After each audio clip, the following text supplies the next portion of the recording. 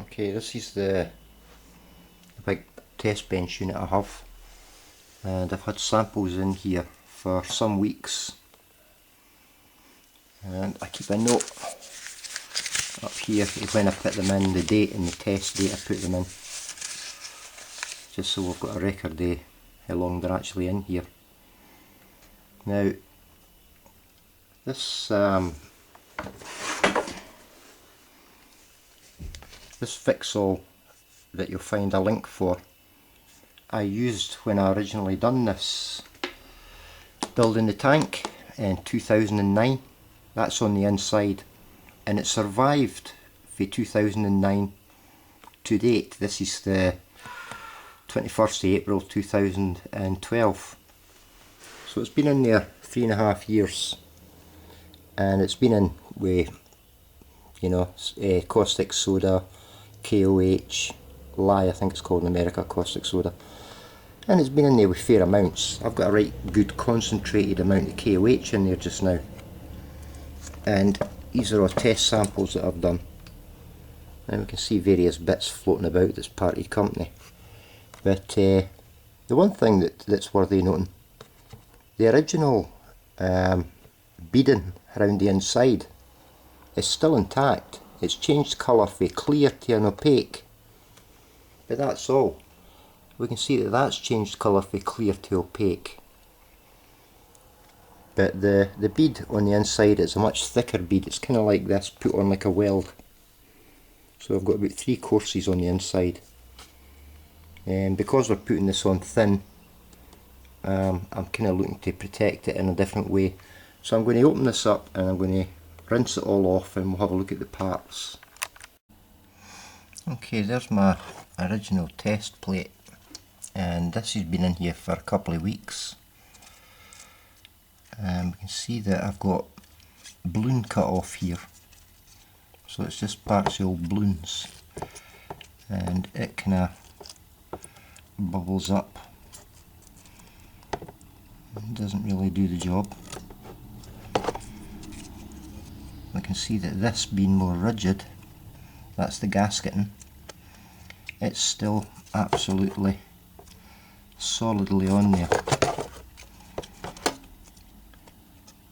So once we put compression onto that for the opposing plate, that's not going to part company. That's going to be fine. I've got 2 complementary materials going on here.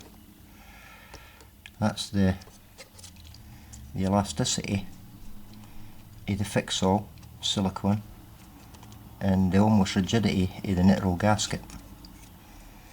And you can see it here, and it's stayed on with them all.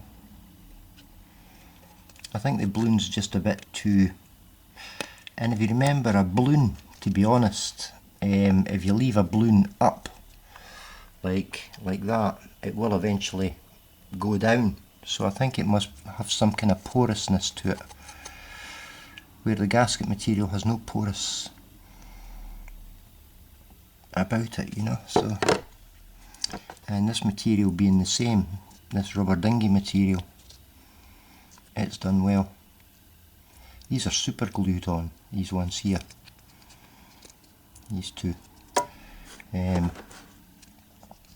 As are other samples, that's a super glued one. I kind of want to see how the super glue lasts as well. Yeah, we can part it, but we actually had to physically part it there.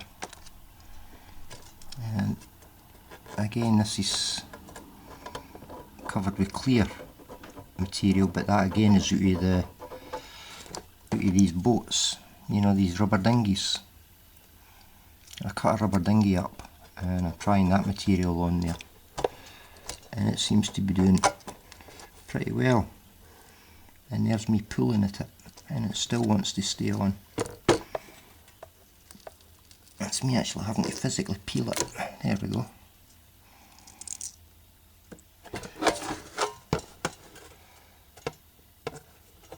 So that's, to me, that's a winner.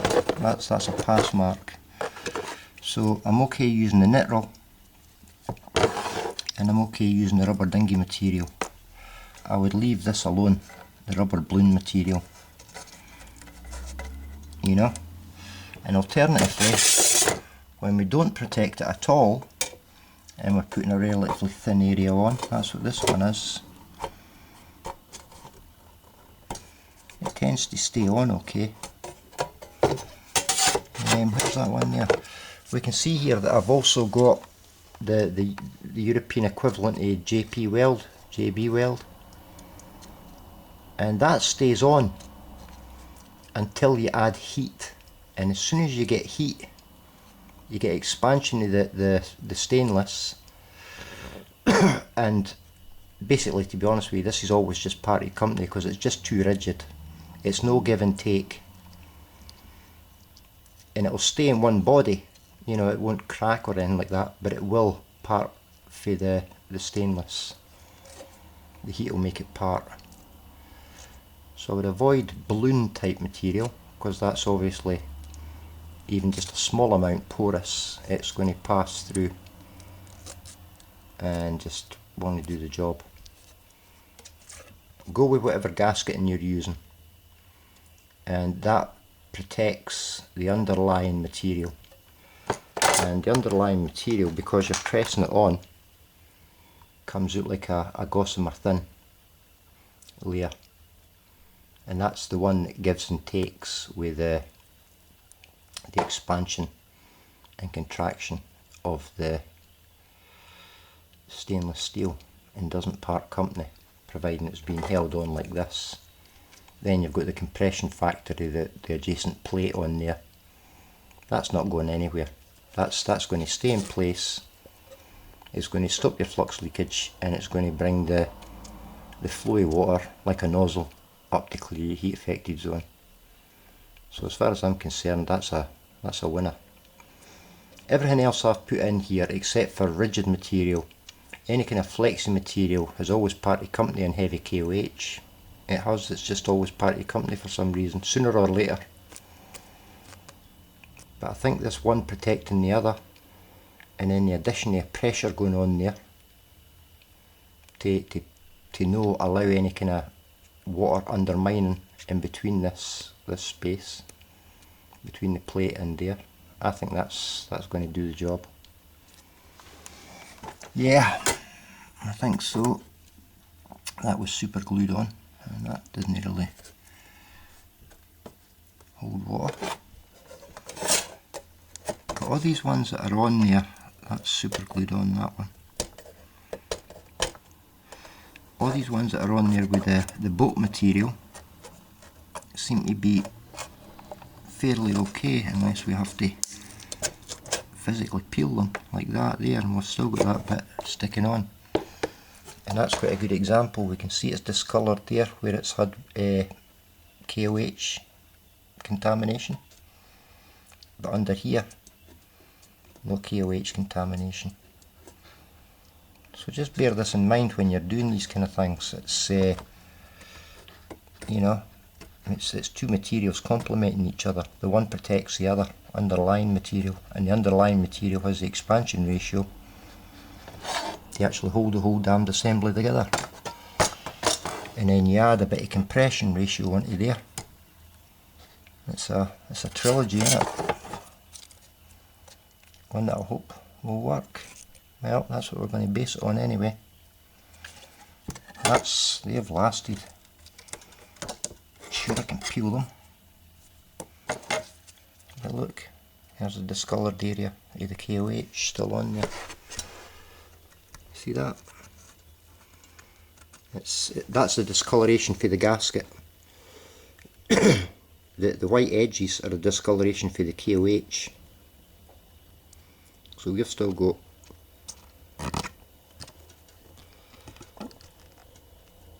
look, gossamer thin. I'm having to peel it off.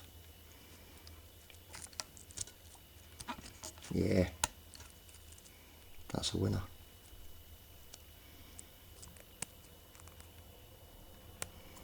Yep, as far as I'm concerned, that's a winner, guys. Right, it's just how to apply it to the plates now.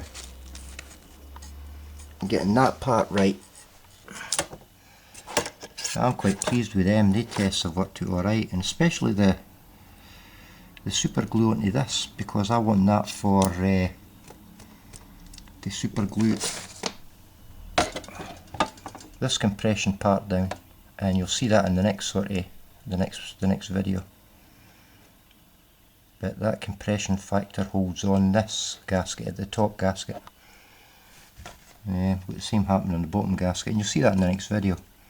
It's just a case of keeping the thickness layers down as little as possible. I didn't want it being too thick, because that'll hamper when we're bolting it together.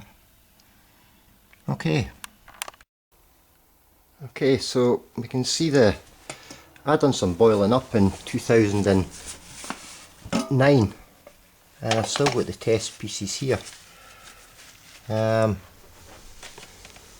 is the silicone, and you can see it's still held on to the gasket. This is 1.5, and it's Nitril reinforced gasket. This one's came off, but it's still holding on there. But you notice this is a much thicker layer. It looks like a grub or something. Maybe take that fishing. I've got other bits here that I had used just to see how it held on, and these have held on fairly well. They were boiled up for weeks, and I mean weeks,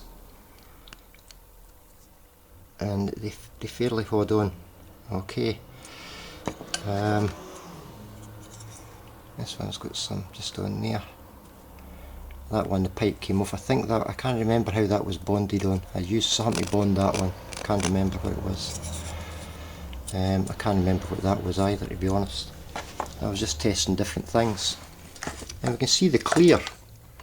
It's still fairly clear, and it was boiled up for, like I say, weeks and weeks. So much so that the acrylic tubing, that's all cracked. You can see it's all fully cracks.